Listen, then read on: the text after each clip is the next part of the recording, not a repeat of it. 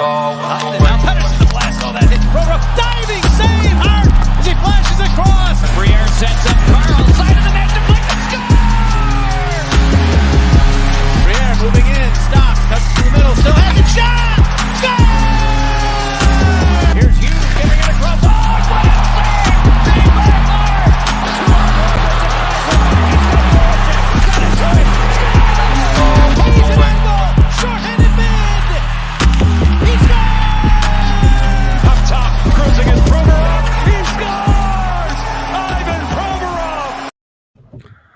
What is going on, everyone? Welcome back to the Florida Podcast. I'm your host, Amedeo and Grassia, along with my partner, Chris Maher. As always, we always live stream on the Painted Lines, TTP Sports, and Flyers Fan Mania 93. And for people who can't tune into it live, you're late, whatever, it's always going to be on Apple, Spotify, wherever you listen to your podcasts at. So a lot of shit to get into, and I mean it's a lot of shit. It's a great intro, Amedeo. I mean, right and straight to the point. We had a press conference with Chuck Fletcher that wrapped up with a little bit ago. A lot of news to going on throughout the NHL. Some just broke this morning, and also like 15 minutes ago. And also, we can mention that the Lightning are back-to-back Stanley Cup champions, even though that happened this past Wednesday. I know we're insanely late on that, but whatever. So, a lot of stuff. A lot of stuff. And going over Chuck Fletcher's press conference, my little summary recap is, why do people expect more from Chuck Fletcher? I just don't understand. What do you expect the front office to say in a press conference? They're going to give you the same cliche answer every single time. Every team in the league does this. Every league sport does this. Every time a press conference happens, people go into it expecting literally to hand their blueprint out black and white, and it's not going to happen, and they always end out disappointed. I don't know why people expect this, but there's a lot of stuff to go over in Chuck Fletcher's press conference, a lot of interesting details that he pointed out. So, Chris, how are you doing today? I'm doing great. Yesterday I had arguably one of the best days of my life as my favorite NHL player followed me on Twitter. Not a big deal.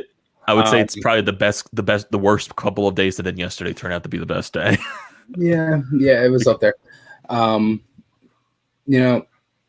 It was weird because I made the video on Jake and I did the whole thing of like why I think he should stay, why he doesn't have to be moved for cap space. Because my thing is like once the Flyers fans saw that it could have been Voracek, it had to be Jake and it couldn't be anybody else. So that was kind of my point against it.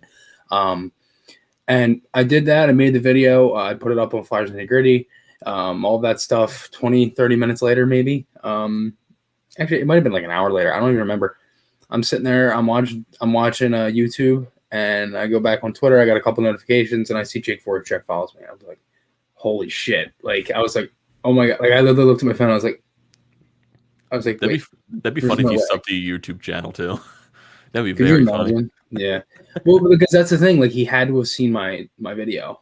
Probably. Like, because why else would he have been on my Twitter? You know what I mean? Like, how else could he have seen my account on Twitter? So he had to have seen my video. It's funny, too. I see Jake as the guy that just saw something more positive towards him. Like, he saw the title to your video, didn't even watch it, but he just saw it being positive towards him, and he followed you because of it. Right, yeah. Maybe he didn't even maybe he didn't watch it. I don't know. I mean, I have absolutely no idea. What I do know is that he does follow me. And he only follows 70 people out of the 996,000 that follow him. And a lot of them that he follows back are like NHL players or scouts or guys he's played with before, or things like that. The only other guy that I personally know that he follows is Alexander Appleyard, but that's it. So it's just This is a great comment right here. I think Jake just searches his name on Twitter just to start beef with people. Because Voracek does love to block people, which is fucking hilarious. But it's just we'll discuss all the talk about Jake Voracek, because all those rumors started the past couple of days, especially leading up into the expansion draft. Yeah, quick thing that did just come out. What happened? I'm assuming that since Suter and Parise, since they got bought out, that most likely means they really wanted to protect Dumba. Possibility. Since they had the no move clauses, they had to protect him. So, yeah. I don't know. Yeah, that was something that could be interested because literally like right after the Flyers press conference, it was like stated from Michael Russo from The Athletic from the Minnesota Wild stating that Zach Parise and Ryan Suter just got bought out. And that was just like in the back of my mind, I was like, Chuck, don't do it. I know they're going to be cheap because they're going to be getting paid from the Wild for a long time. But Chuck, don't do it. I know you have the I know you have the temptations with the pen. I know you have the temptations with the emails. Don't do it, Chuck.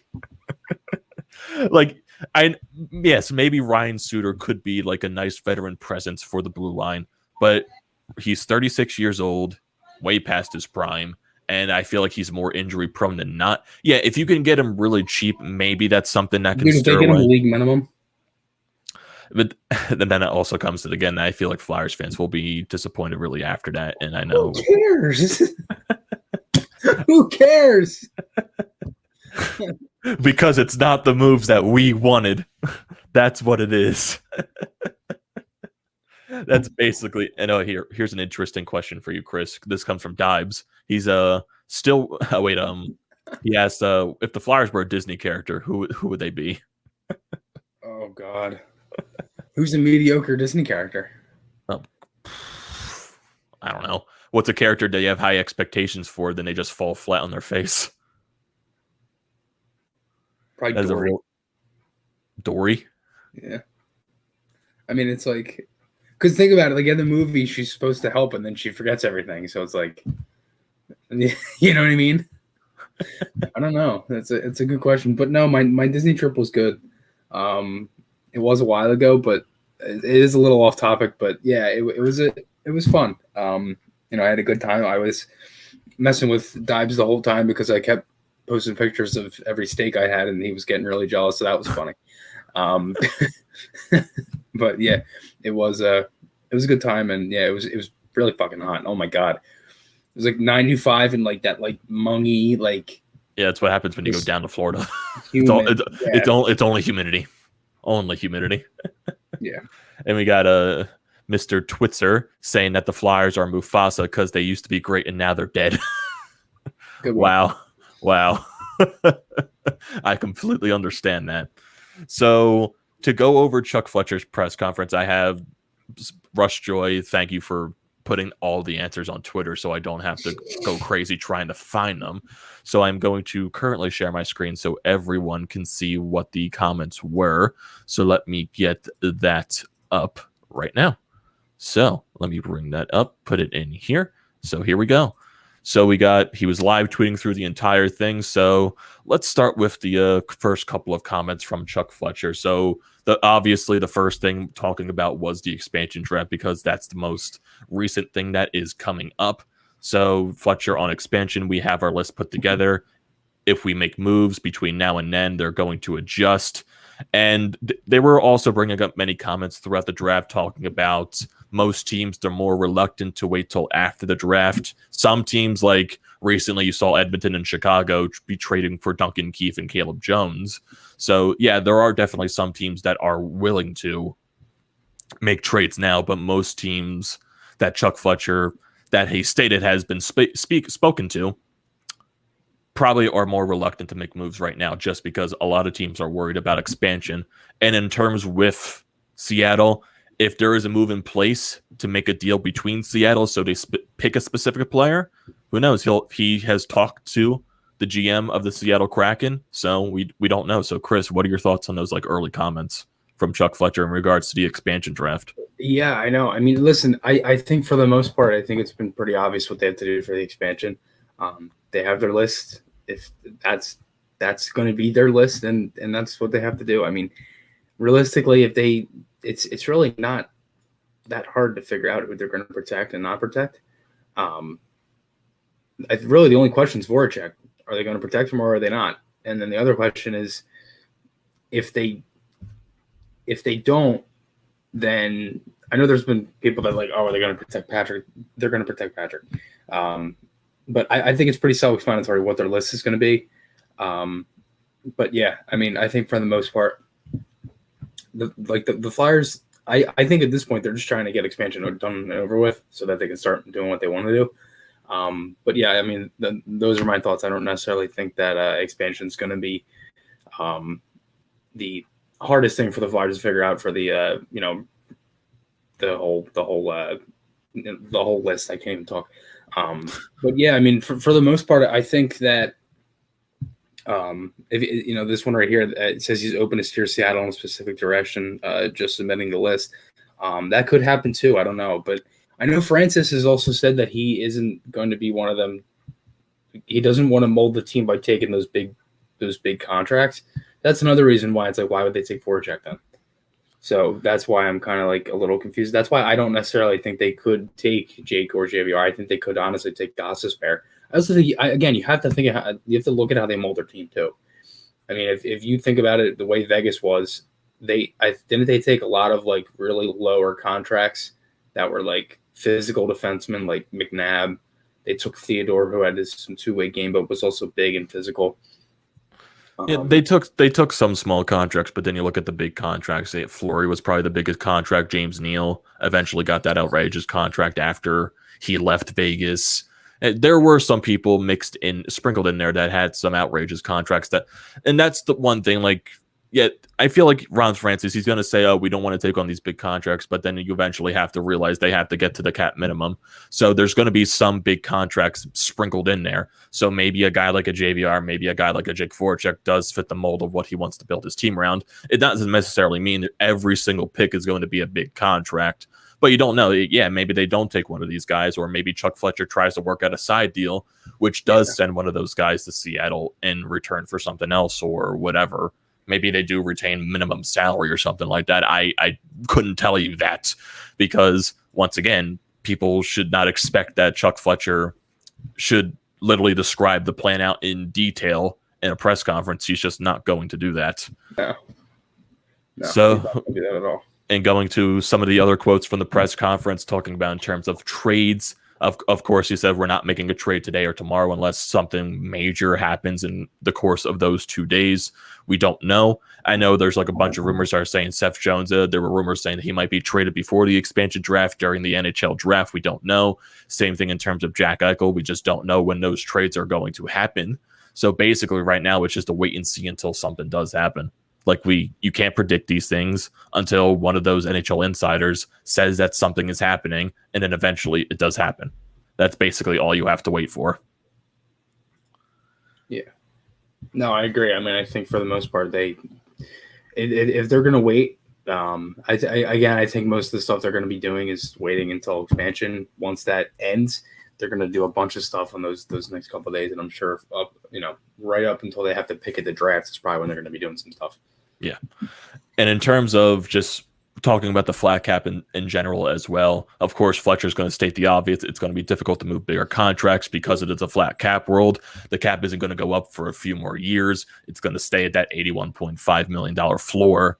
So, yeah, it's definitely going to be difficult for teams to be moving contracts. But then he also did state that because of a flat cap, you probably could see just more hockey trades happen than maybe you would see probably more normally in a normal offseason. Maybe you can go in terms of going back to 2016 when Shea Weber was traded for PK Subban, where Taylor Hall was traded for Adam Larson, like those types of hockey trades that maybe you're trading this guy for this specific guy, this contract for this specific contract. Maybe you can see more of those happen. And maybe that's something that could happen with a JVR, that could happen with a Jake Voracek, that could happen with a Shane Gostisbehere. Once again, it becomes to the same thing. You just don't know. You don't know what's going to happen. So, Chris, do you think that hockey trades are probably the more likely road that teams go down just because it's a flat cap? It could be. I just don't know if teams want to swap salaries like that unless it means something for the player. Like if the Flyers are going to do a 1-for-1 for a defenseman, then that I could see. But I don't know. I think it depends on what the team would have to get back if it's like a dire need, like the Flyers need with defenseman. With a defenseman, I should say. Yeah, and they were also talking about the draft pick that probably would happen too. Like we also got a comment here from Joel talking about firmly believe that we won't pick at 13. That is also something I believe too. I know they stated back and forth that Brent Flair, the assistant GM, wants to keep the pick, but Chuck Fletcher did say if there's something open that we can trade this pick to get a really good player in return to bring to our team, we'll trade the pick. So it's basically what happens and what happens during that course of time. If you can go out and get a Seth Jones and it requires a 13th overall pick to go and get Seth Jones, you trade the pick. So it's basically wait and see. If you can't get any players, most likely the Flyers will keep that pick and use it to draft, I guess, the best player available, which is most likely what Brent Flair was talking about on how if they do keep the pick, that's how they're going to approach this draft. It's a best player available type of status. And in terms of questions that we're talking about, like players that Chuck Fletcher could go after, and Chuck Fletcher kind of re-diverted the questions to talking about the goals against and how terrible the Flyers were in terms of goals against last year, which honestly I feel like that could summarize what you do need. You do need defensemen. You do need someone that can help out your goaltender. You could possibly go out and get a backup goaltender, help out Carter Hart, and getting maybe forwards that could be better in your own zone. So, and also that can just summarize some players just need to be better. When players that are going to be on the team next year, they just have to be better. That summarizes a lot of things, what you need, what players need to do, and what else you have to go and get.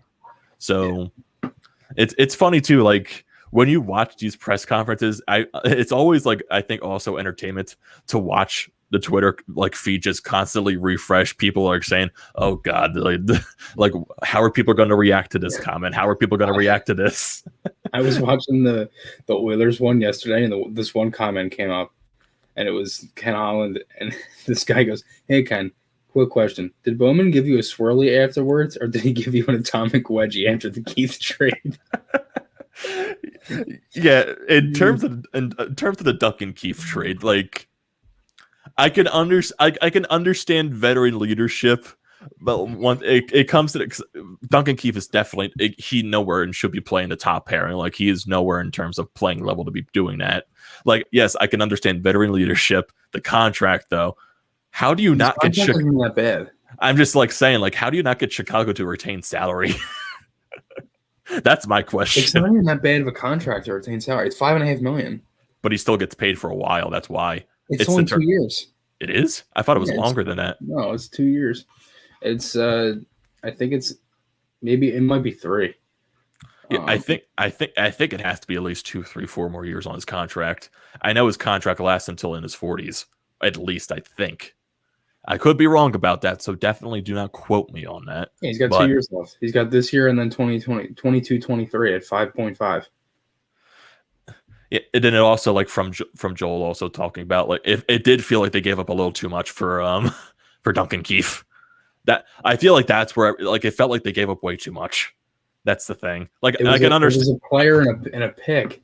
I mean, but the thing is that the condition on the pick is fine if it works out.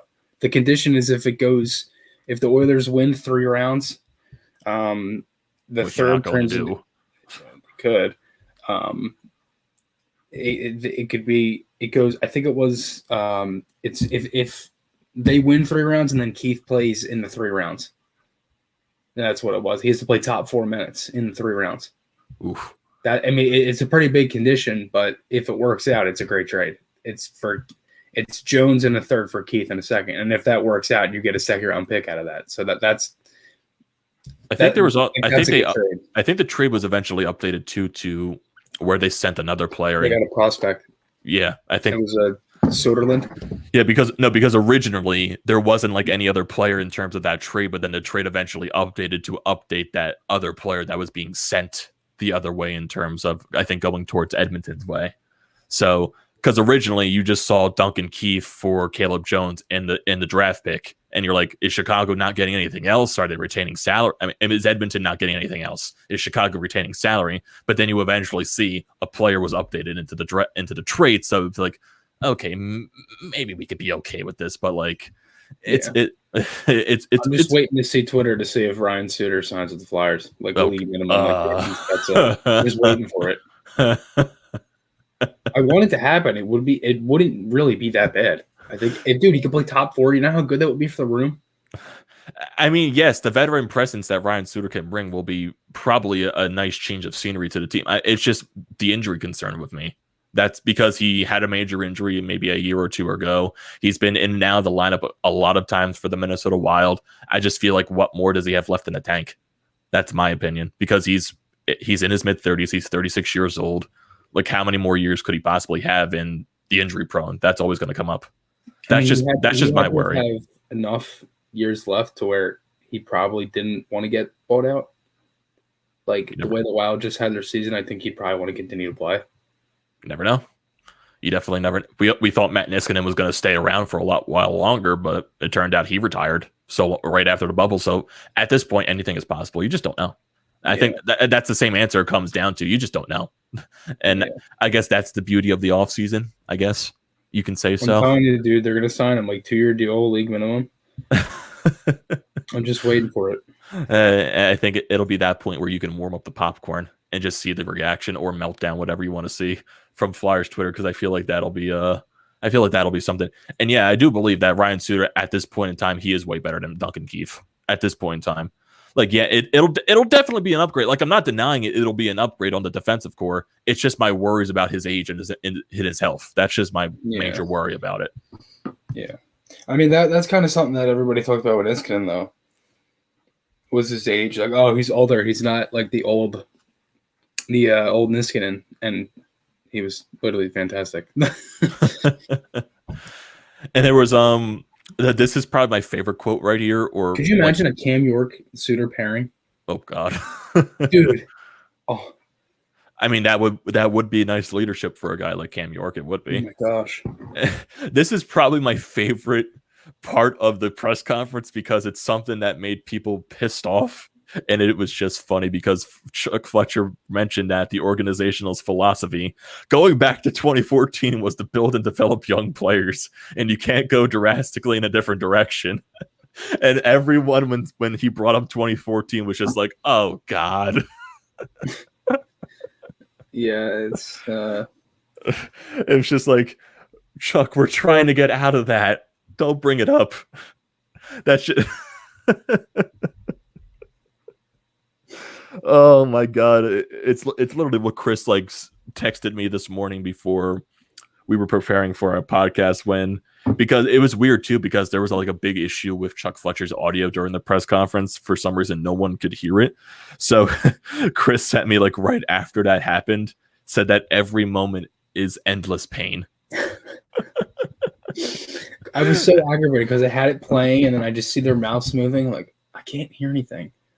I'm like, every moment is endless pain. And that's what it felt like when Chuck Fletcher brought up 2014. I'm just like, why? Mm-hmm. Why do you have to do that? Can you pull up this one right here? The personal moves have been decided on regarding coaching positions. Yeah, right here. But he also said the Phantoms and the Flyers, because the Flyers have to add another assistant coach.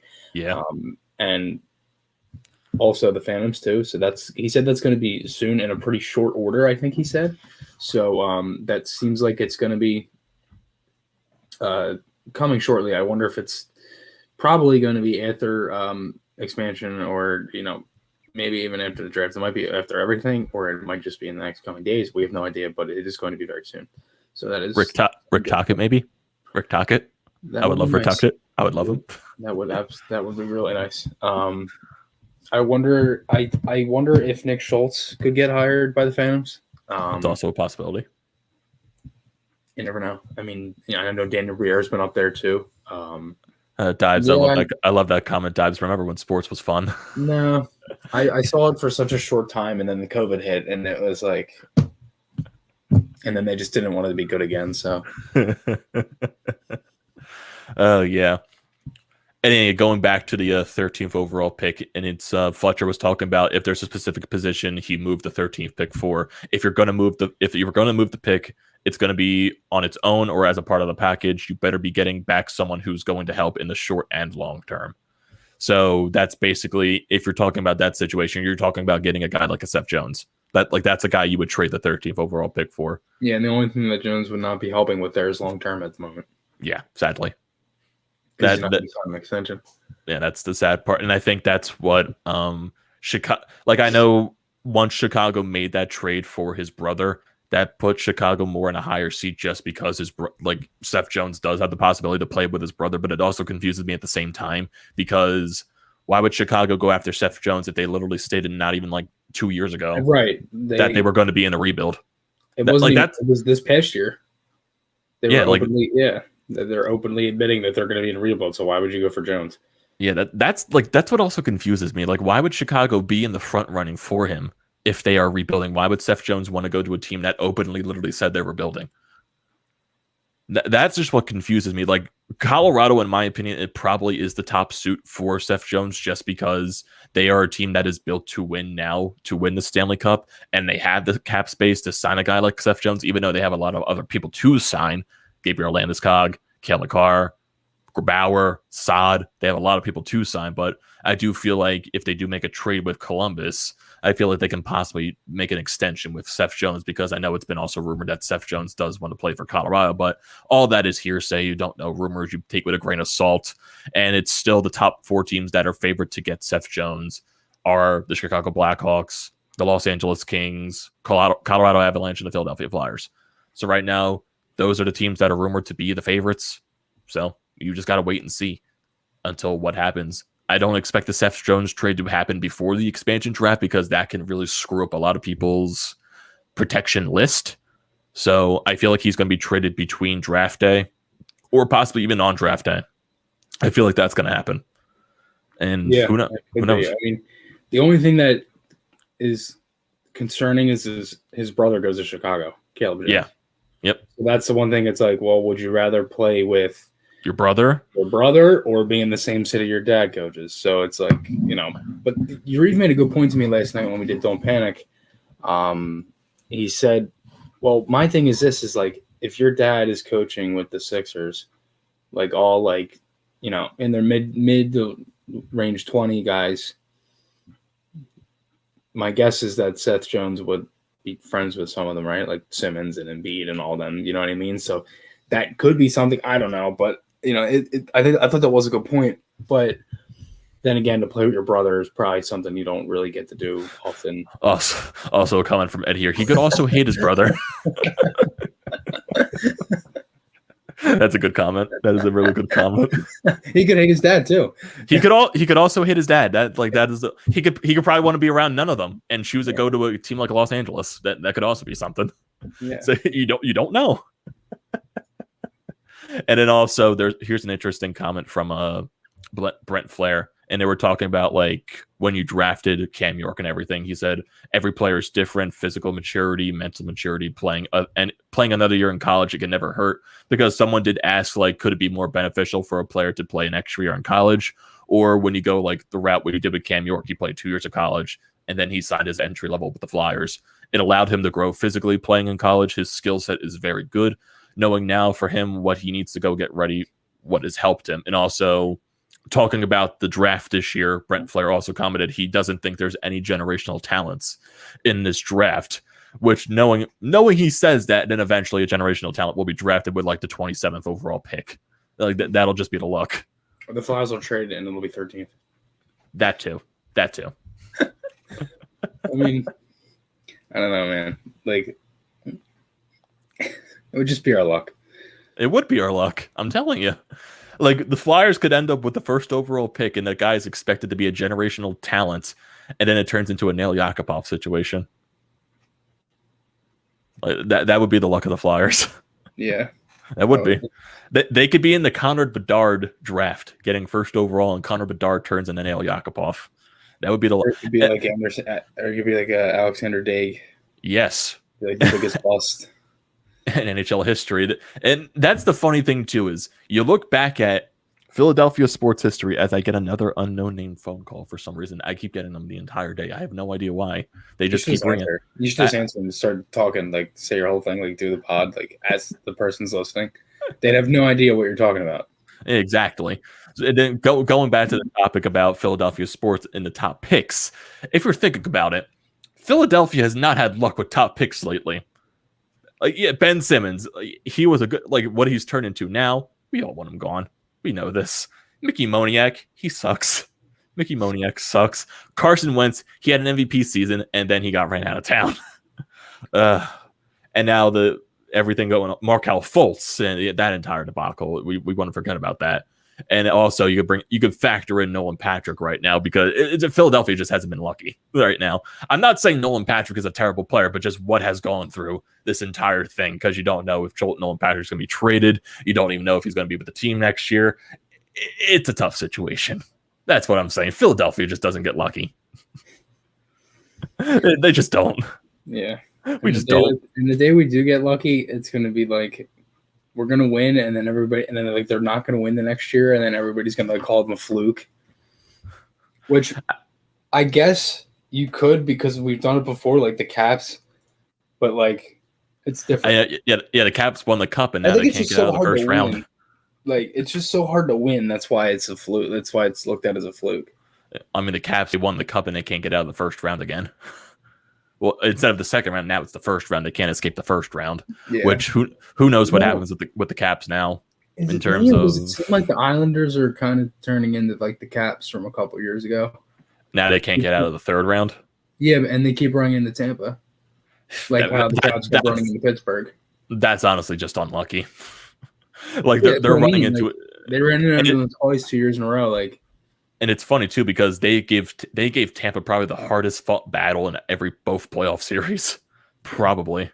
Mm-hmm. And like if the Islanders made the cup final, that cup final would have been so boring. Oh my god!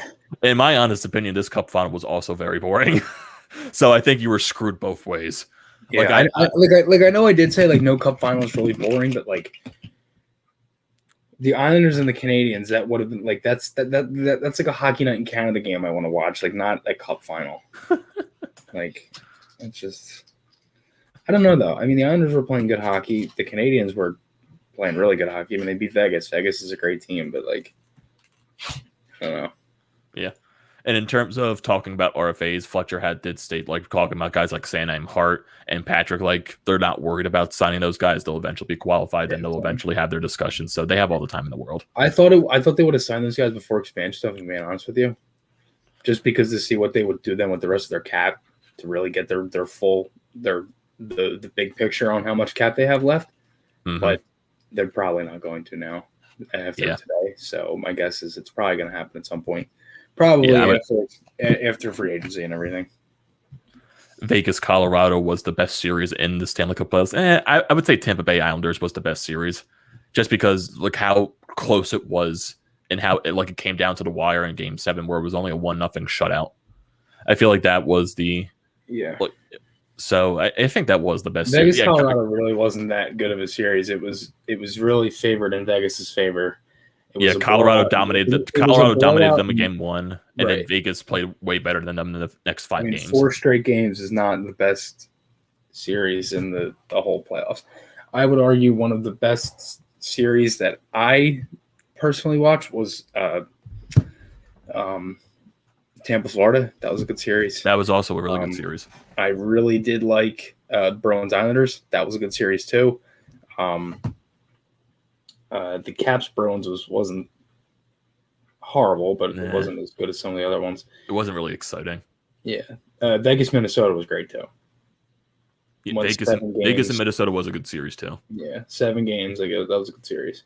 Game 7 wasn't too good because it was kind of more in Vegas's favor, blowout kind of style, but it was still a great series regardless. I mean, yeah, we're not saying it was a terrible series. I mean, it just probably 2 fast offensive teams. It would have been better to watch if Colorado didn't suck. Yeah, if the Avs didn't play like shit in games 5 and 6, then it would have been better. Yeah, like they had a 2-0 lead, blew it in the third period, and then in game 6 they just fell off the gas. And then the whole thing that happened with the media guy who told McKinnon that just to say fuck it going into next year was like that was the weirdest. That might have been the weirdest press conference I've ever watched in my life. Yeah, and the reaction McKinnon gave was just like, "What? Who let this guy in?" like, how do you answer that question? That is just weird. I don't think there is an answer to that question. There isn't. There just plainly isn't. I get what the guy's trying to say, but you could have worded that so differently without saying "fuck" too. That was just but I get his point. Because at that point it's frustration. Because think about it. McKinnon's looked at as one of the best players in the league. He hasn't done shit. Yeah. He's done legitimately nothing. He is one of the best players, but that gets frustrating after a while. And that's nothing against him. I'm just saying in general. Yeah, like when you've been in the league for a while, you've been a team that's had expectations for the past 2 years to possibly win the cup, and now you're a team that at this point is being questioned. Can you get over the hump? Can you get out of the second round? Because Colorado, that's been them for the past 3 seasons. They lost to San Jose in 2019. They lost last year to Dallas after coming back down from 3-1. And then this year they lose to Vegas in round 2. Right. So right now are the Colorado Avalanche, are they becoming the new Washington Capitals? Can they get over the hump? Because it's not like they're facing the same team every year like Washington did with Pittsburgh.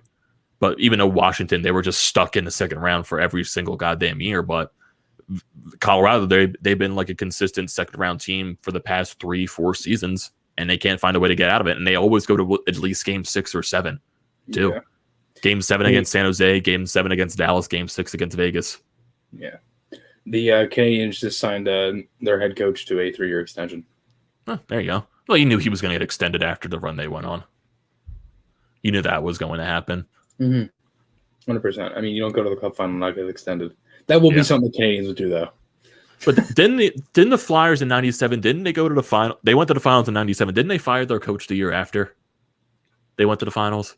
Didn't they fire him like that very offseason? I think they did. Ed, would you know this? I know you're in the comment section. Did the Flyers fire their coach that year after they lost in the finals, or did they fire him the year after?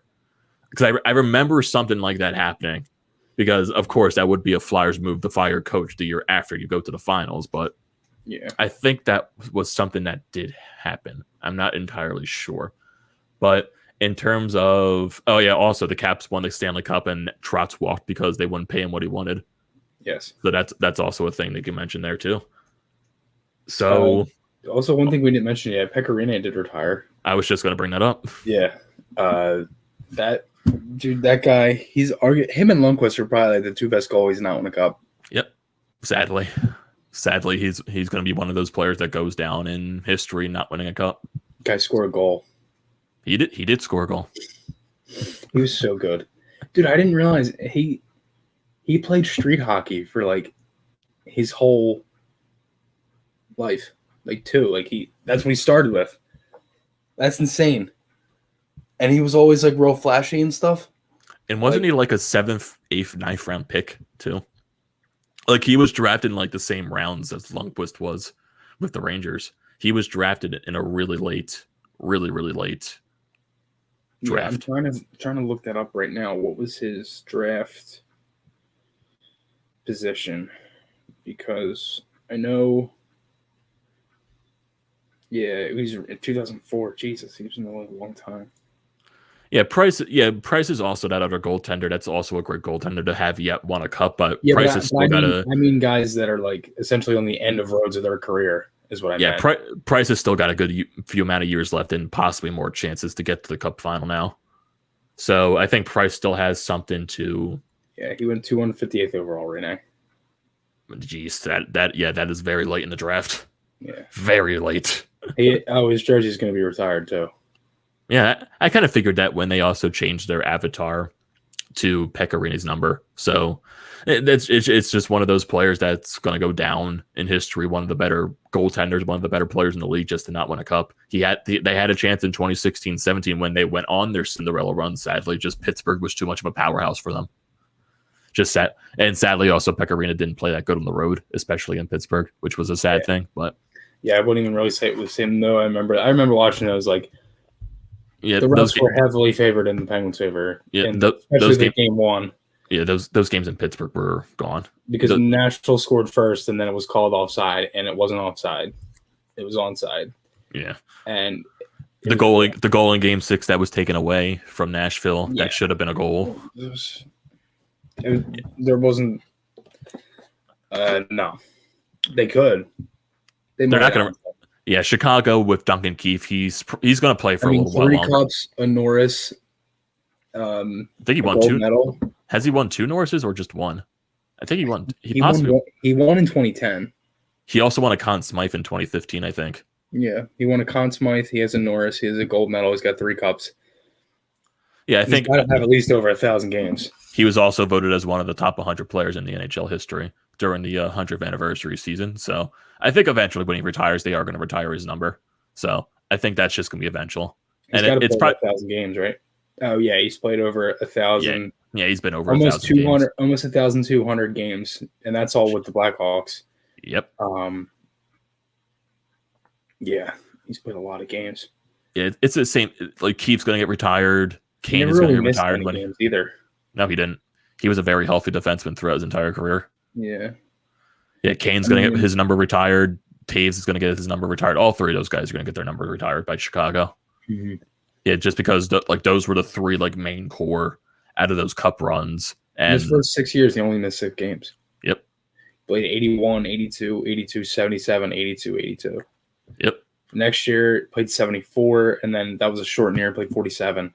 In 1920, he played 61, so obviously that was his most injured year, but obviously it's at the end of his career. This past year played 54 games. So, that was only a 56-game season, so he pretty much played a full season. So, I guess to tie it back now to the Flyers in terms of the offseason, mm-hmm.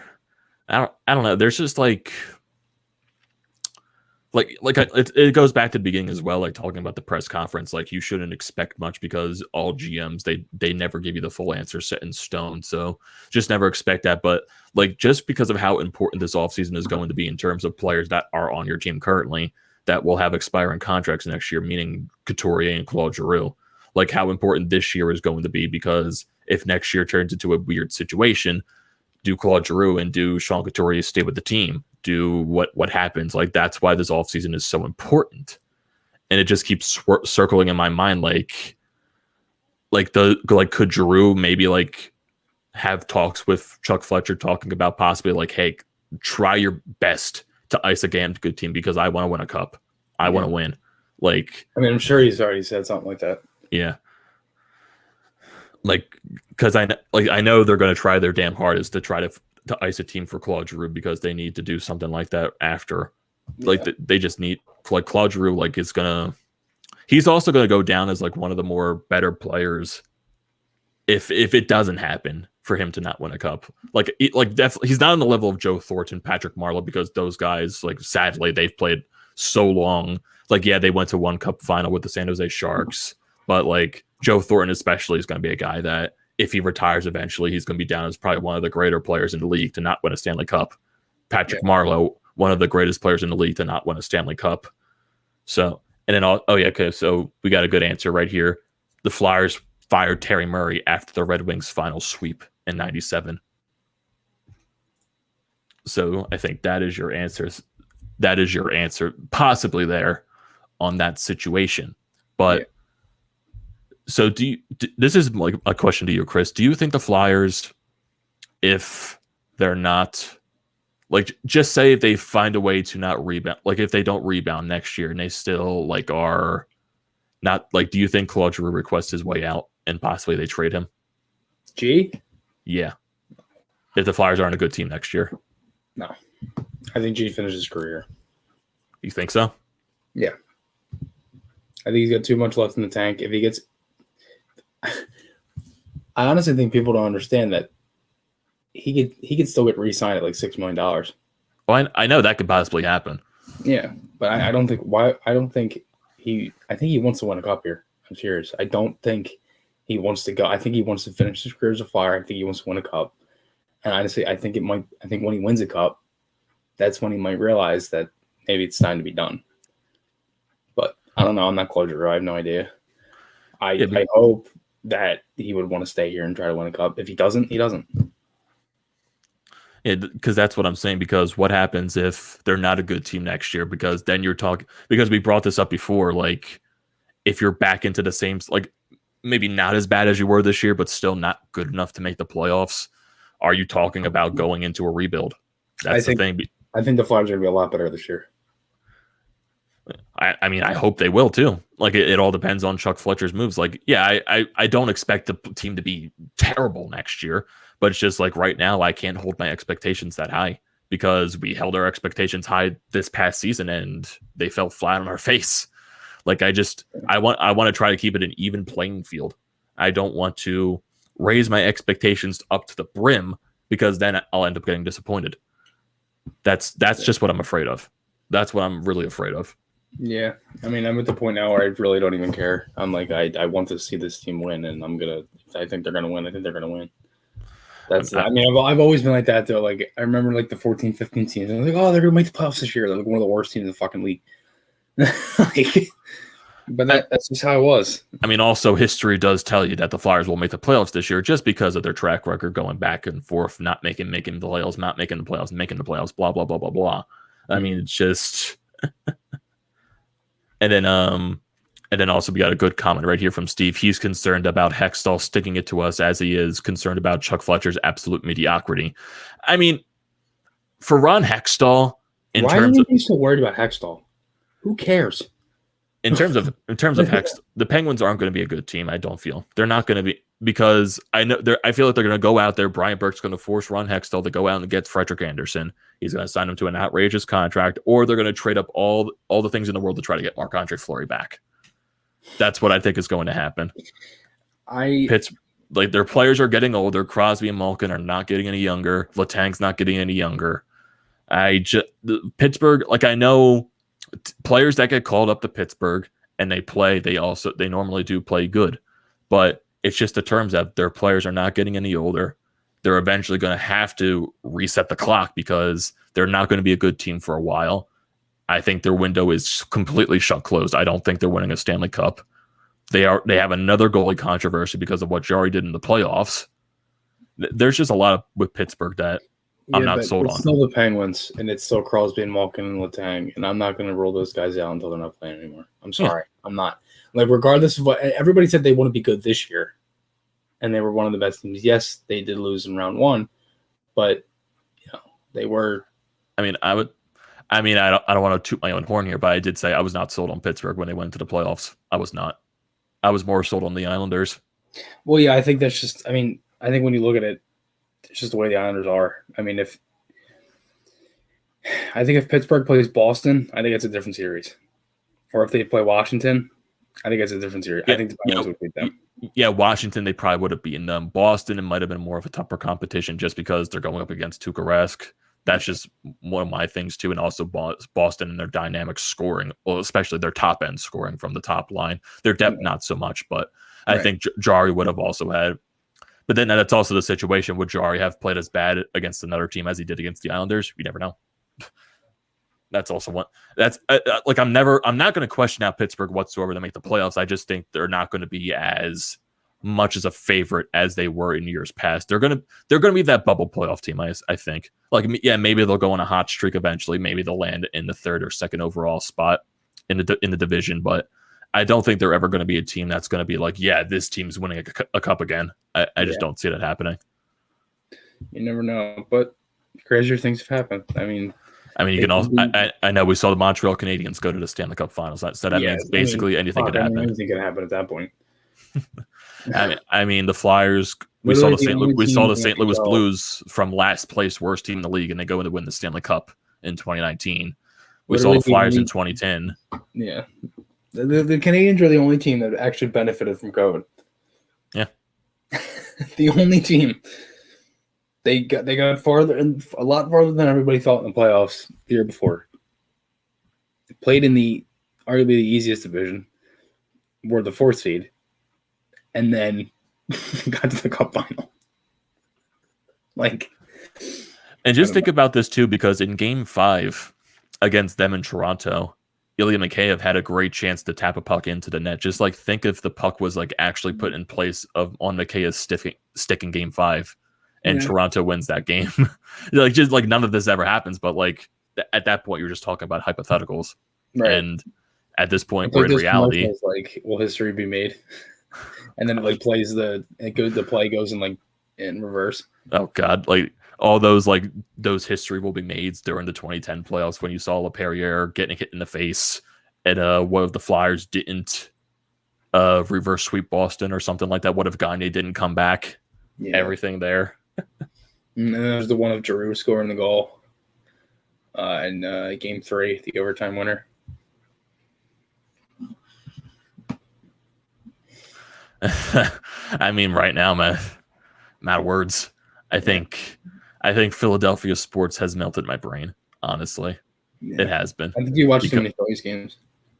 I mean, thankfully they went on a good stretch this week. So they did. I mean, 7-3 in their last 10. Yeah, they should. I think they are. And then, even though their COVID situation right now is embarrassing as it is, but yeah, they put on they put on a nice stretch. And do I think they can keep it up? In my honest opinion, no. Because at the end of the day, I know what the team is. They're a very mediocre baseball team. I just don't understand how you can look at this last stretch and how the fuck you don't go out and buy somebody. How can you not be a buyer after this last stretch? I have no idea. I'm like, who do you think they go for? They're going to go after bullpen help. That's just obvious. I feel like they're going to try to go after a guy that can be a bona fide closer. But then that also comes to the point, if you are looking to buy, what do you have to give up? That's the thing. You have no prospects to give up. And if Dave Dombrowski is serious about not letting guys like Bryson Stott go, not letting guys like Micah Bell go, you really have no one else in the prospect pool to give up. Because their prospect pool... Or no? Maybe some guy goes after... Maybe they take a chance on a Mickey Moniak. In my personal opinion, I just think Mickey Moniak is terrible. That's just my honest opinion. And that goes into the same line of Philadelphia sports getting... They should never get rid of Pivetta. Pivetta sucks, dude. Pivetta sucks. He's not bad on Boston, I don't think. He sucks. Does he? I know his win-loss is such a overused stat now in baseball. His ERA is above 4. I think it's closer to 5. And yeah, he has a good amount of strikeouts, but his ERA is terrible. And Nick Pivetta is still 5.17 ERA. Yeah, his ERA is terrible. Like he doesn't go deep in the ball games. Like he gets the benefit because Boston's offense is dynamic this year. Yeah. He gets the benefit out of that. And yeah, Joel also, could they go after Craig Kimbrell? I don't think they will because one, his contract is a lot of money, and the Cubs are going to want a lot of things back for Craig Kimbrell, and the Phillies don't have a prospect system to give up for that. I was starting to think that after that second Cubs game that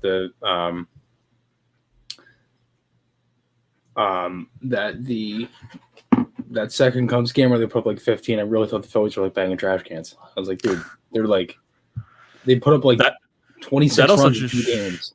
That also just shows you that the Cubs are not that good of a team either. Oh my god, the Cubs are not that good of a team. Like Jake Arrieta, come on, man.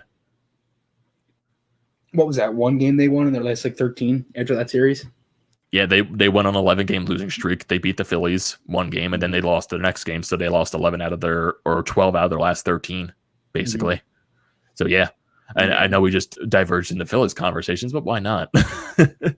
Like, because they're the only sport in Philadelphia right now. Yeah, which sucks. I'm gonna ask you one question. Yes. Before we end this. Oh boy. Do you think they could go for Vladimir Tarasenko? Oh yeah, we forgot to mention that too. Vladimir Tarasenko once out of St. Louis. Yeah, and couldn't you trade Jake 1-for-1 for Tarasenko? That's the thing, because yes, Tarasenko, he is a sniper in this league. Like, listen. Right? He's a goal scorer. If Jake eats if they eat like 15% of his contract, take off $1 million, make it $7 million. Go get Tarasenko. That's your shooter on the power play. That's what everybody wants. I mean, I wouldn't complain about Tarasenko. I mean, it just comes back to that same old thing. And like, yeah, he's been injured the past few years. Just hopefully he can come back healthy and the injury-prone situation doesn't become a major issue. But yeah, Tarasenko would finally be that sniper that Claude Giroux has always wanted. Yeah. But yeah, it's just, that's right now his shoulder injury is the one thing that does scare me a little bit. Just hopefully he can find a way to overcome that and just find a way to heal that up so he can come back 100%. I don't know if the Blues handled that the best though. They did not. They definitely didn't. Like if the players that unhappy, then they had something had to have happened. What is with Team USA in this basketball tournament? If they're exhibition games, I'm not. They're exhibition games. I'm not taking anything seriously. They don't even have their full team yet because Devin Booker is supposed to play on their team and he's still playing in the finals. So once they get their full team, I think they'll be fine. True. And quick question: why is Thibault in Australia? Because he's from Australia. Oh, he's from Australia? Yes. Oh, I didn't know that. Is he Does he speak Australian? I think it was one of the, it might have been the same thing like Ben Simmons. He was born in Australia and he came over to the US like when he was young. So I think he's just from Scottsdale, Arizona. You look him up. Oh wow. Bible. I know like he has Australian descent, so I think that's probably why he's playing for like he could be a dual citizen as well. Oh, he's an American Australian. Yeah. Yeah. Then one last question, I guess, before we shut the door down. Is Frost progressing okay on the injury front? Chuck Fletcher, there really wasn't a question on that front either. Not today. But he was they said around May that it was going a lot better. It was progressing really well. So hopefully that has continued in the right direction, but that's the latest injury update we've gotten on it. Yeah, I think he'll be ready by training camp. He still has a few more months left, so I think maybe he won't be 100%, but I think he will be ready for training camp at least. So that's also one question I want to pose to you, Chris. Do you think the Flyers should go out and maybe, do you think they need another center? Possibly. Fourth line, yes. If you get a guy who can play a steady fourth line center and not keep putting rookies and Nolan Patrick down there, sure. Or forcing Claude Giroux to play center. Because I feel like Claude Giroux, depending on injury, they'd have to do that. But yes, I think that's the one I would like for them to get maybe at least another third line center. Who knows? Maybe even a second line center, possibly. Yeah, so you can have Couture, you can have a second but then line. What do you do with Hayes then? Play him on the third line. Pay him on the third line. I think Frost. I think he's more of a winger, in my opinion. I think they mold him. They have too many wingers. I think they mold him center still. I think they have to. They have too many wingers. Like even the thought of adding another winger is like ew. They have too many. They have way too many. I mean, if you think about it, you just also brought up Tarasenko, right? But then again, you're swapping out a winger for him. You're swapping out Voracek. So you have Jake, JVR, Farabee, Allison, you have Latsinski, you have Frost, you just mentioned. You have all these other wingers. You got Lindblom, you got Patrick, you could put at wing. You have Jerome, you can put at wing. I said Allison. You have all of these wingers. And then even in the prospect pool, they have a shit ton of wingers. So, at that point, it's like, how many wingers are you going to have? That's why I think a steady, veteran fourth line center and a backup goaltender are probably the two things that they're going to go for in free agency. The defenseman is probably a trade. And anything else, I have no idea. This is also a question that I saw too, because this might intrigue me just because of the veteran presence that he could bring for a bottom six. But and also maybe he can be a guy that can go on the second unit power play. How would you feel about a guy like a Ryan Getzlaf? I would because he's a free agent this year. He's in his cap pod. Oh, he is a free agent. He's a free agent this year. That's the thing. I don't know if he wants to stay in Anaheim. I don't know if he wants to test the free agent market. But how would you feel about a guy like a Ryan Getzlaf for the bottom six, and possibly just a guy that could be on your power play? I would love that. What was his last contract, and how old is Getzlaf? 36. Yeah, I think Getzlaf is around the same age as Ryan Suter. I think he's in that 34, 35, 36 range. Yeah, he's 36. That's the and thing. Then I don't think he's going to demand that much money on the market either. But would you think he gets a Joe Pavelski type of contract, a guy like a Getzlaf, or do you think he gets less money? I think he can get a Pavelski contract. I don't see why he couldn't. His last deal was just at 8.2. I mean, that was from 2013-14 to this past season, but that's a lot of money for Getzlaf. He's still a great player, and he's a good leader. He's been in the league a long time. He's won a cup. He has won a cup. Yeah, he was young when he won a cup, but he has won a cup. Yeah, and there's also players that you can talk about going out for bottom line depth. Good job last night, but he'd be a lot. And Coleman only makes 1.8, dude. Yeah, that's it. He's at least a $5 million player. That's why I think Tampa Bay is a team that you have to try to negotiate with, because they have to clear cap majorly. Yeah. I know there was also a rumor that circled around, I think a couple of days ago, that Tampa might be listening to offers on Stamkos just because they're. No way, really? I don't think that's going to happen, but like they have to take any type of move possible because they have to clear that cap. They just have to. Yeah. That's what I was like. Try to see what Tampa Bay's price is for McDonough. That is my honest thing. If you could try to get McDonough from Tampa Bay, there you go. Or you get one of their depth defensemen too. Dude, McDonough alone is a number one defenseman. Then they have Hedman and Sergachev. Maybe you can also look at a guy like Chernak. Maybe you can also look at the other guys that are on the defensive core as well. Those guys have great. Yeah. I would love Chernak, but then again, it's like that's not fitting. That's not like the ball mover. Definitely, like he could be like a top 4 type of defenseman, possibly. Mm-hmm. But like that's why I think you have to try to like if you can negotiate with Tampa Bay, ask them what their price is for McDonough because you have to clear cap, and we're willing to give you what you want. Yeah, but that's the thing. It's like if they go for. Hell, I would trade a first round pick for McDonough. I would trade maybe you give up a guy like a Zamula for McDonough. Like they're definitely going to ask for a defensive prospect in return, some prospect because they can't eat cap. So they want draft picks. They're probably going to want prospects or the minimum amount of cap possible. Yeah, I mean Tampa's projected cap it's $85 million. Yes, and Kucherov makes 9.5. Stamkos is 8.5. Next year they got some big RFAs that they got to re-sign. Point and Palat. Oof. Yeah, I remember when Point signed. He signed for that little 6.7. Yeah, he signed for that little. I guess I'm trying to think of the term. It's the type of contract that Sanheim signed. Bridge deal. Yeah, bridge deal. I couldn't think of it on the top of my head, but they're definitely because they're gonna have to think about the future because they got to sign Point. They got to sign those guys. Like Yanni Gourde's 29 years old. Yes, he is. God, I did not know that. And also, Joel brings up a comment, possibly McDonough and Chernak in a package for Zamula and the 13th overall pick. Do you think that gets it done, or do you think Tampa Bay would want more? They would need more. You're taking 2 of their top 4 defensemen. A pick and you're gonna have to give up at least probably 3 roster players, or multiple draft picks. Yeah, probably. It's probably thrown a second. You would probably also have to give him a defenseman on this roster as well. So that would probably be like a Sanheim or Myers. You have to give up Sanheim.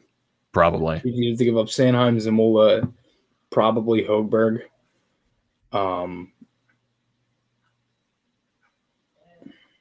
That the first, probably a second. Yeah, I do that in a heartbeat. Because what McDonough could bring to this blue line, what he can bring to a guy like Provorov and a guy like a Cam York, that could be really beneficial for them. Yeah. Like they definitely need guys like that. Until 26, 27. Yep.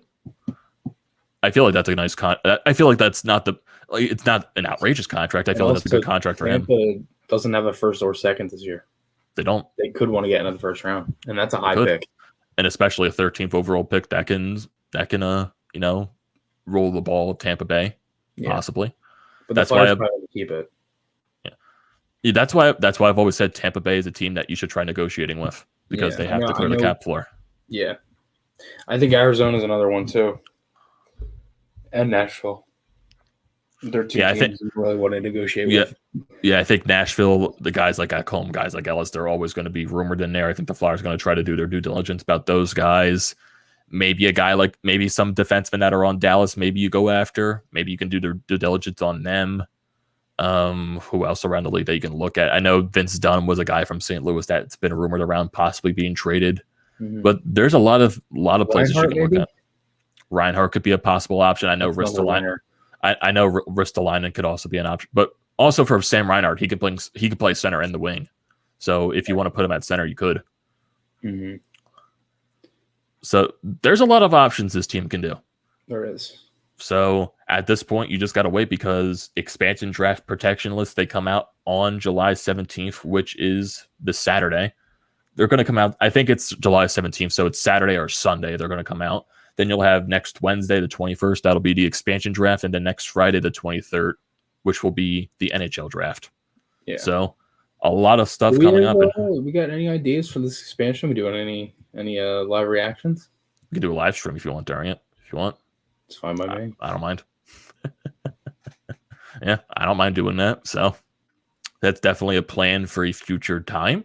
And we'll discuss it later. We'll let you guys know what happens. So definitely stay tuned with us for that. And who knows if any other news happens over the course of the week.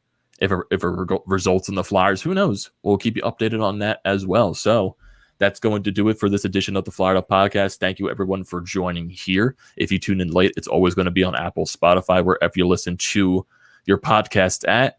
And for us, just don't forget to subscribe here at the Painted Lines. Their links are down in the description below. Definitely hit that subscribe button.